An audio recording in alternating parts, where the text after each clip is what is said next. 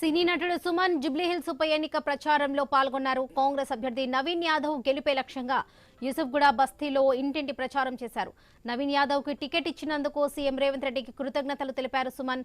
ప్రతి ఇంటి బిడ్డగా నవీన్ యాదవ్ కష్టసుఖాల్లో తోడుగా ఉంటారని, ఈ ఎన్నికల్లో నవీన్ యాదవ్ విజయం తథ్యమని గంట బజాయించి తెలిపారు సుమన్.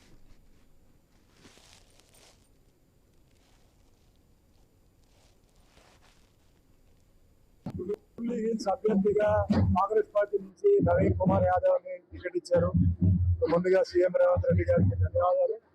అలాగే కాంగ్రెస్ అధిష్టానం రాహుల్ గాంధీ గారికి, సోనియా గాంధీ గారికి, కాంగ్రెస్ కమిటీకి శ్రీశైలం యాదవ్ గారు 89 నుంచి నాతో పాటు ఉన్నారు, ఫాలో అవుతున్నారు.